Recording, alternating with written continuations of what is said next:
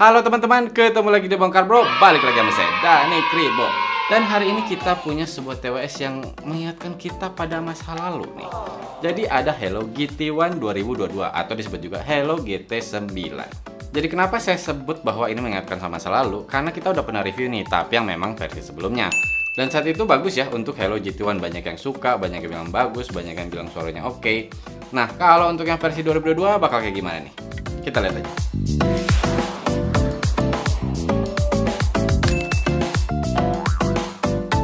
Oke, untuk Hello GT1 2022 ini kita beli sendiri di harga 225.000. Dan kalau dalam boxnya yang pasti dapat case-nya, sepasang earbuds-nya, kabel USB-A ke tipe C untuk ngecharge-nya, dan extra ear tips, dan juga dapat extra earphone. Dan yang pasti juga manual serta garansinya. Oke, ini dia barangnya, Hello GT1 2022 atau disebut juga Hello GT9. Kalau dalam boxnya seperti kita lihat tadi, dia ya standar ya, dapat ear tips dan earphone-nya segala macam. Kalau untuk build quality standar juga sih. Saya nggak bilang jelek ya, tetap kerasa ketika dipegang kayak gini, dia kerasa kokoh, nggak yang tipis gitu plastiknya, jadi udah kerasa tebal. Dan untuk si tutup case ini masih ada goyang-goyangnya dikit pada saat ketutup. Nah, untuk si tutup case-nya sendiri dia kayak ada penahan sedikit banget sih, jadi nggak yang langsung gimana gitu, harus agak miring banget baru dia ketutup. Ya lumayan lah disesuai harganya. Tapi setidaknya dia udah terbuka lebar, jadi saya nggak pernah ada masalah ya untuk mengambil atau memasukkan si earbuds-nya. Oh ya, ketika di shake kedengaran banget ya bunyinya. Cuman dari pengalaman saya pernah sambil nyalain Bluetooth di HP saya ya. Jadi saya ngecek ketika saya shake gitu apakah dia kebuka dan maksud saya kelepas dari magnetnya dan nyala. Tapi enggak sih, HP saya tetap nggak bisa connect, dalam arti dia tetap mati. Ya sepertinya sih dia tetap kayak keangkat gitu, cuman dia tetap aman untuk di dalam case. Dan juga untuk magnetnya sendiri dia udah cukup kuat ya. Jadi ketika dibalik seperti ini dia nggak akan jatuh. Kecuali ya dihentakkan banget ya pasti jatuh. Kalau untuk ukurannya sendiri udah enak ya untuk dibawa kemana-mana. Jadi dia udah portable, masuk kantong, masuk pouch, masuk tas, udah oke. Cuman ingat tadi ketika di shake dia bunyi-bunyi, jadi mungkin jangan sampai terlalu berguncang aja. Untuk desain dia simple banget ya, dia berwarna hitam. Di depan hanya ada satu lampu indikator, di belakang ada logo Hello, dan di bagian bawah ada port tipe C-nya. Dan kalau untuk earbuds-nya sama, dia berwarna hitam, bisa kelihatan di touch sensornya ada logo Hello, dan di sebelahnya ada lampu indikator. Kalau di samping ada lubang untuk mikrofonnya, di bagian dalam ada indikator L dan R, dan juga magnet konektor. Udah yang kerasa kokoh juga kok. Dan juga nih untuk earphone-nya dia bisa diganti-ganti ya, yang pasti karena dapat ekstra juga. Dan dapat juga yang nggak ada earphone-nya, jadi yang polos gitu. Oh ya, tambahan juga untuk nozzle-nya sama, dia nggak bulat ya, jadi dia oval juga. Nah, kalau untuk berat per earbuds-nya sendiri dia di 4,2 gram dan berat total itu di 35 gram. Untuk ear tips-nya dia berbahan silikon, nggak yang tebel tapi yang nggak terlalu tipis juga. Masih nyaman kok ketika dipakai, dalam arti nggak yang bikin gatel.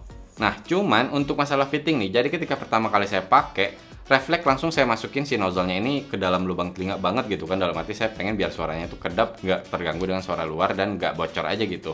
Cuman ternyata agak salah juga, jadi ketika saya pasang dalam arti ini memang langsung kena ke dalam telinga, justru itu lebih nyaman dan lebih enak. Dalam arti saya pakai sampai berjam-jam itu lebih oke. Tapi memang kerasa ya ketika saya coba untuk geleng-geleng atau lompat-lompat, dia agak bergerak, jadi perlahan-lahan tuh harus saya benerin si posisinya. Bahkan saya sempat lagi jalan-jalan gitu aja, lagi bersihin kamar, misalkan keliling-keliling, dia setelah beberapa lama tuh agak bergeser dikit, harus saya benerin. Tapi memang ya balik lagi ke ukuran telinga kita masing-masing kalau untuk urusan fitting. Tapi setidaknya kalau saya pakai seperti itu pengalaman saya, jadi dia kerasa agak goyang-goyang aja gitu walaupun saya hanya sekedar jalan. Nah, kalau yang nanya buat olahraga kayak gimana, kalau memang buat kalian nyaman dan dia bisa stay di telinga sebenarnya oke. Cuman saya nggak nemu dia ada IP rating berapa, jadi ya takut aja gitu ketika lagi jogging misalkan hujan walaupun gerimis atau keringatan, itu ya takut aja kalau dia tiba-tiba rusak. Ya intinya sih kalau fitting buat saya pribadi dengan telinga saya kerasa agak aneh aja, nggak yang fit-fit banget. Padahal si earphone-nya ini dibilang sih untuk anti slip. Cuman kalau dengan ukuran telinga saya udah ganti ear tips-nya yang saya nyaman juga. Tetap kerasa dia nggak bisa stay banget di telinga saya. Oh ya, saya coba juga sambil rebahan nih. Lucunya nih ketika menghadap ke atas biasa kan ya earbuds-nya bakal nahan di telinga. Ketika saya menghadap samping dia tuh langsung masuk ke dalam telinga dan dia jadi kayak ya flat aja gitu dengan si ke dalam telinga saya si earbuds-nya ini. Dan itu sih bisa dibilang ya nggak yang nyaman banget, cuman nggak yang terlalu neken aja gitu. Jadi kerasa yang ya pas aja di dalam telinga. Tapi tetap nggak dalam arti saya bisa sampai berjam-jam ya, paling lama juga 10 menit udah pegel juga. Nah, kalau untuk touch sensornya ketika saya pakai rebahan tadi, walaupun dia kena bantal gitu, dia nggak aktif kok. Dan juga untuk sensitif dan responsifnya sih udah oke ya. Jadi ketika saya mau single tap, dia langsung single tap, double tap, double tap. Dan dia juga udah cukup lengkap, dalam arti ada play pause, next track, previous track, menerima atau mengakhiri atau menolak panggilan, mengakses voice assistant, dan juga mengaktifkan atau menonaktifkan gaming mode. Cuman sayangnya sih dia belum ada volume kontrol mau naik ataupun turun. Untuk koneksinya dia menggunakan Bluetooth 5.2 dengan kodek SBC dan AAC. Ketika kalian keluarkan si earbuds dari case, dia akan langsung auto on dan kalian bisa langsung searching untuk pairing di device kalian. Dan ketika kalian masukin si earbudsnya ke dalam case, dia akan auto off. Tapi untuk jarak rasanya nggak kayak Bluetooth 5.2 banget sih, jadi kerasa kayak 5.0 gitu bahkan. Biasanya tuh kan saya ngeceknya itu saya tinggalin HP di kamar, saya keluar, saya tutup pintu, kalang tembak beton, bisa berapa langkah nih kira-kira. Biasanya saya sampai 5 bahkan ada yang 10 langkah, cuman ini baru tutup pintu aja dia udah mulai hilang-hilang gitu, dan setelah saya jalan 5 sampai 6 langkah, dia langsung disconnect. Untuk single use dia udah bisa mau kanan aja ataupun kiri aja, bisa dibilang keduanya bisa jadi master. Terus perpindahan kalau dari stereo ke mono sih ya flawless ya. Cuman kalau dari mono ke stereo cuman ada bunyi dia nyala doang gitu. Tapi tetap kalau untuk musiknya tidak di pause, dalam arti jalan terus. Nah, di koneksi sendiri saya sempat ngalamin dia tiba-tiba disconnect sendiri sampai 2 kali. Saya bingung juga sih, saya lagi nggak play apapun di HP saya, tiba-tiba dia disconnect aja gitu. Satu, saya sambil rebahan, saya pikir oh transistorsnya kena gitu. Saya cobain kenain ke bantal, dia nggak aktif kok. Tapi satu lagi emang saya lagi next track gitu, tiba-tiba dia disconnect. Cuman lucunya ketika saya mau ngecek di HP saya, dia langsung connect sendiri. Ya nggak lama juga kok, paling 5 detik gitu dia udah connect lagi. Nah, kalau untuk latency sendiri, hanya untuk buka social network gitu sih buat saya masih cukup nyaman ya ketika tanpa diaktifkan gaming mode. Walaupun memang ketika diaktifkan lebih kerasa nyaman lagi. Nah, kalau untuk main game sendiri, kita lihat dulu tesnya. Game mode off.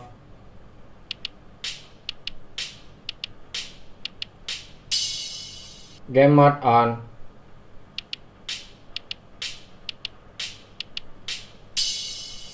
Game mode off.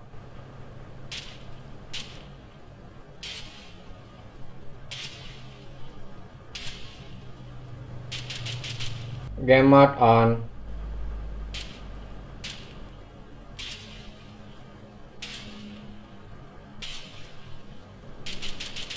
Game mode off.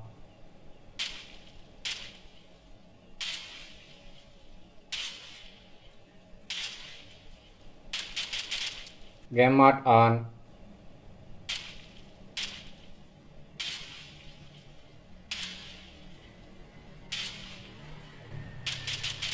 Nah, seperti yang kita lihat tadi untuk latency testnya udah cukup bagus sih, dalam arti delaynya udah cukup tipis. Walaupun nggak yang terbaik ya, dalam arti saya tetap prefer kalau memang kalian nyari yang pengen delaynya tipis banget ya lebih ke Soundpeed Mini Pro atau True Engine 3SE, itu masih lebih minim lagi untuk delaynya. Tapi untuk dipakai main game seperti PUBG sekalipun, Hello GT1 2022 ini udah cukup nyaman kok. Tapi tetap ya tidak di level yang pro, dan yang pasti pakai kabel ya lebih bagus, udah nggak di delaynya. Oke, sekarang kita ke baterainya. Per earbuds ada 35 mAh. Nah, sayangnya untuk Hello GT1 2022 ini nggak tahu kenapa di HP saya itu dia volumenya kecil banget. Jadi biasanya saya dengerin lagu tuh 50-60% gitu volumenya. Kalau yang ini minimal itu di 70. Bahkan pernah untuk di lagu akustik itu saya naikin sampai 100%. Dan itu bahkan saya kayak masih mau naikin lagi tapi kayak oh udah mentok tuh. Nah, akhirnya untuk ngetesnya saya cobain di volume 80% dengan kodek AAC dan game mode-nya itu tidak aktif. Saya dapat lebih dari klaimnya sih. Dia kan di klaimnya itu 5 jam, saya dapatnya di 6 jam. Ya mungkin kalau kalian aktifkan gaming mode-nya terus-terusan atau kalian pakai mic-nya terus-terusan ya dia akan lebih cepat habis. Nah, kalau untuk ngecharge earbuds-nya butuh waktu 1,5 jam, dan di case-nya ini bisa ngecharge sampai 3 kali karena di case-nya ini ada baterai 310 mAh. Dan kalau untuk ngecharge si case-nya sendiri kira-kira butuh waktu 2 jam. Kalau untuk mikrofonnya, Hello GT1 2022 ini dikatakan sih udah ada fitur AI Call Noise Cancellation. Kita cobain aja. Cek 1 2 3 1 2 3. Ini adalah hasil suara dari mikrofon Hello GT1 2022. Tapi ini masih dalam keadaan hening. Sekarang kita coba kalau dalam keadaan ramai. Cek 1 2 3 1 2 3. Ini adalah hasil suara dari mikrofon Hello GT1 2022 dalam keadaan ramai. Jadi kita pakai speaker background jalanan yang bising dan ramai. Kayak gimana ini? Apakah AI noise cancellation-nya bekerja atau enggak? Cek 1 2 3 1 2 3. Oke, tadi kita udah dengerin untuk hasil tes mikrofonnya. Yang bisa saya bilang sih pada saat suasana hening memang masih terdengar dengan oke ya. Dalam arti suara saya masih terdengar jelas dan bisa dipakai. Pada saat suasana rame, kerasa sih bahwa AI noise cancellation-nya nggak tahu ya ada atau nggak sih sebenarnya. Jadi suara sekitar itu masih maksa untuk masuk, dan kadang-kadang bahkan suara saya bisa dibilang kayak kalah gitu. Jadi volume suara saya menurun dan suara sekitar justru yang lebih masuk. Tapi ya itu memang hanya recording ke HP aja ya. Nah, saya udah cobain juga nelfon si Bro Alit. Dia bilang sih suara saya masih kedengaran dekat, dalam arti nggak yang kerasa jauh banget dari mikrofon, terus udah cukup clear juga. Tapi tetap di level yang TWS budget. Terus juga waktu lagi nelfon saya coba play musik pakai speaker gitu, dia bilang ya tetap kerasa masuk kok untuk si suara musiknya ini tetap kedengaran ke dalam mikrofonnya. Ya masih cukup lah untuk pemakaian sehari-hari. Oke, sekarang kita ke sound quality-nya nih. Untuk Hello GT1 2022 ini dia menggunakan 7,2 mm composite diaphragm dynamic driver. Dan yang kerasa suaranya ini kayak semuanya mau keluar. Jadi maksud saya kayak gini nih, untuk si bagian low-nya atau kita bisa bilang bass-nya udah kerasa sih, untuk dentumannya udah dum-dum gitu. Walaupun tetap untuk sub bass-nya sendiri nih nggak kerasa ya tipis banget lah gitu. Dan untuk bass-nya juga masih kerasa basah. Dan kalau untuk si bassnya ini juga dia nggak terlalu deep banget ya, jadi ketika saya dengerin lagu EDM tetap ada kerasanya tapi nggak yang sampai booming banget juga gitu. Ditambah untuk detail di bagian low-nya ini menurut saya sih seadanya aja ya, jadi ketika saya dengerin lagunya Deadmau5 yang Nextra, kerasa bassnya ini nggak bisa bener-bener keluar semuanya secara detail. Kalau untuk mid, posisinya sih saya pikir awalnya dia bakal V-shape gitu ya, ternyata nggak, tapi nggak yang maju banget juga. Jadi dia kayak berusaha untuk di satu posisi gitu, dan dia seperti saya bilang tadi, keluar semua. Tetap sih clear dan detailnya udah cukup oke untuk bagian midnya, suara instrumen, suara vokal tetap bisa masuk dengan jelas. Dan juga dia nggak terlalu yang tabrakan kok, dalam arti nggak yang terlalu terganggu sama bagian low-nya atau treble-nya, jadi dia kayak punya posisinya sendiri. Tapi tetap ketika instrumennya sudah semakin banyak, kerasa dia semakin yang kayak mau ketutup gitu, walaupun dia masih punya ya porsinya sendiri tadi. Jadi intinya untuk pemisahan instrumennya bisa dibilang sih seadanya aja ya. Jadi dia nggak terlalu bagus, dalam arti ketika suara sudah semakin banyak masuk, sudah semakin banyak instrumen, dia semakin tabrakan dan tumpang tindih. Nah kalau untuk bagian treble sendiri, saya nggak ngerasain dia yang sparkling banget juga dan nggak terlalu kerasa airy. Tapi setidaknya dia keluar ya, dia present aja gitu, dia bisa muncul dan dia nggak yang terlalu nyumput aja gitu, nggak yang ketutupan. Cuman sayangnya seperti saya bilang tadi kan dia volumenya ini harus agak gede. Nah kadang-kadang saya pengen biar dapat vokalnya ini kerasa lebih jernih keluarnya gitu, lebih enak aja, saya naikin volumenya sampai ya seperti saya bilang tadi 100%. Tapi si treble-nya ini dia jadi kadang-kadang ngerasa kayak gimana ya, nggak yang pedas juga, cuman sedikit melengking aja kayak yang ini, aduh ini kok treble-nya kayak gini gitu. Jadi cukup ya meresahkan mungkin ya bisa dibilang. Enggak, maksud saya untuk si treble-nya ini ya kadang-kadang dia mengganggu, tapi di beberapa lagu tertentu, kalau misalkan di lagu-lagu EDM gitu saya masih oke, tapi ketika rock atau jazz gitu saya kadang-kadang udah kerasa kurang nyaman. Untuk sound imaging sendiri menurut saya sih standar aja, karena dia tetap nggak bisa yang benar-benar kerasa ada distance untuk terutama kayak ada vokal dan backing vokal gitu, dan juga untuk asal dan jarak suara lebih ke arah yang kayak stereo aja gitu, kanan dan kiri, nggak yang terlalu kerasa untuk yang bagian serongnya gitu. Dan juga untuk detail-detail di belakang itu tetap kerasa kayak kadang-kadang dia ke-push aja deket. Dan untuk soundstage ya masih disesuai harganya, nggak yang kerasa sempit sampai sesek juga enggak, tapi nggak kerasa yang luas dan megah juga. Jadi ya seperti saya bilang tadi, sesuai harganya aja. Intinya sih untuk Hello GT1 2022 ini saya bisa bilang kalau untuk kualitas suaranya masih oke untuk di beberapa genre. Saya masih ya nyaman-nyaman aja untuk di EDM gitu, misalkan di pop, lagu-lagu yang best hit gitu kan. Tapi tetap nggak yang saya pengen pakai terus, untuk dalam arti pengen nyobain lagu ini pakai ini itu enggak gitu, lebih kayak ya udahlah seadanya, dalam arti ya lagi ada ini ya pakai ini, bisa dibilang kayak gitu sih. Tapi memang kalau untuk suara balik lagi ke selera kita masing-masing. Kita dengerin aja sound sample-nya. You should hear it all. I'm happy to make time for your feelings, but you have to admit I already do. Let's just break it down to you and me uptown, dancing all around till the disco ball pops. But I have to.